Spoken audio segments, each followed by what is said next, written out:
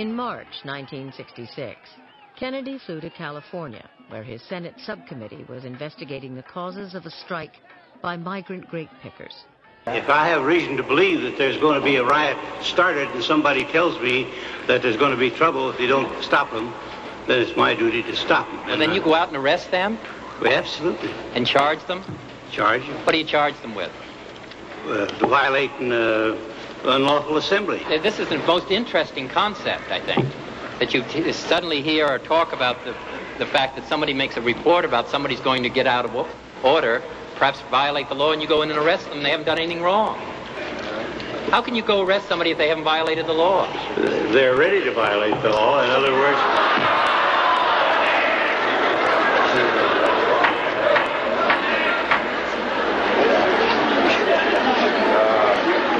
Just like these labor people out here, they ask their attorney, what shall we do? Could I suggest in the interim period of time, in the luncheon period of time, that the sheriff and the district attorney read the Constitution of the United States? Bobby declared his support for the grape strike, even joined a picket line.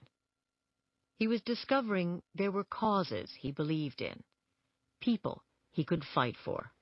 Kennedy took things personally. He saw somebody hurting and he hurt. He was so intense, so personal about somebody else's pain or injustice. Senator, what do you make of the problem of poverty in this, our poorest state?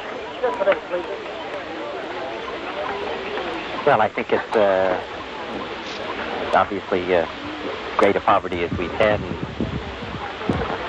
in our country. And I think that considering we have a gross national product of some $700 billion, and that we spend $75 billion on armaments, weapons, that you would think that we spend almost $3 billion each year on dogs in the United States as American citizens, that we could be doing more for those who are poor, and particularly for our children.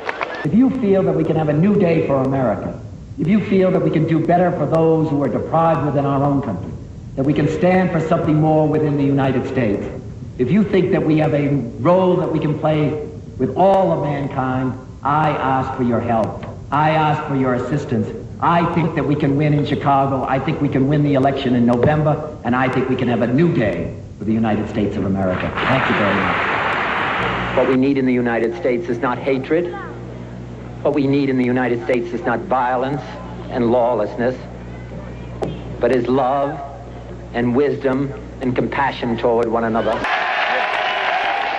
What I think is quite clear is that we can work together in the last analysis, and that what has been going on within the United States over the period of the last 3 years, the divisions, the violence, the disenchantment with our society, the divisions, whether it's between blacks and whites, between the poor and the more affluent, or between age groups, or in the war in Vietnam, that we can start to work together. We are a great country, and a selfish country, and a compassionate country.